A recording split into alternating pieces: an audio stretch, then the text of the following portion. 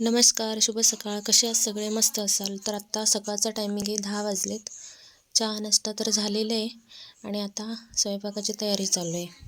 तर तुम्ही बघितलं असाल काऊची उंची मस्ती चालू आहे. आई लसूण सोलते आणि भाजी साफ करायला घेतली, कांदा कापायला घेतला की काऊ चिवची पहिली मस्ती असते. तर आता आईने पहिलं काऊ चिवला आंघोळ घालून घेतलेली आहे. आता केस विंचरते, पण काजळ आणि पावडर दोघीही काजळ आणि पावडरसाठी खूप मस्ती करत असतात. बिलकुल पण ऐकत नाहीत. तर काय झालं, काऊचिवला होतं लूज मोशन. पण मी काय करते, वरचं दूध पितात पण बॉटल मी उकळून देते. उकळलेल्या बॉटलमध्येच दूध देते.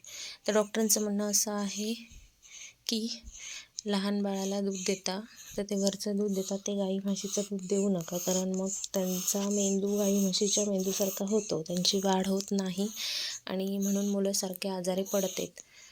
तर कसं आहे, वरचं खातात पण कंटाळा करत असतात. तर डॉक्टरांचं म्हणणं असं आहे की तुम्ही उकडलेली धान्य, बटाटा, फळं,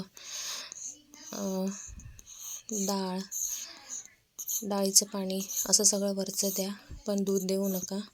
दूध देऊ शकता पण खीर किंवा बिस्किट अशामध्ये मिक्स करून देऊ शकता, पण डायरेक्ट बॉटलने दूध देऊ नका.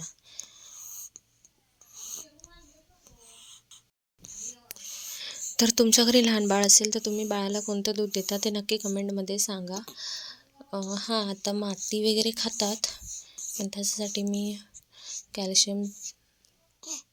कॅल्शियमचं औषध पण देते. त्याच्यानंतर जंताचं औषध पण दिलेलंच आहे, पण तरी काही ना काही तोंडात घालणं चालूच असतं.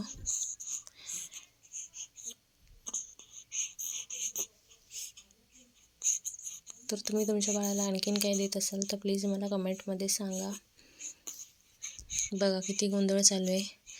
तेलाची बॉटल घ्यायचं, पावडर सांडवून द्यायची आणि दोघे पावडर पण खातात. तर हा व्हिडिओ आवडला असेल तर प्लीज लाईक करा, शेअर करा आणि कमेंटमध्ये नक्की सांगा तुम्ही तुमच्या बाळांना काय देता, कोणतं दूध देता.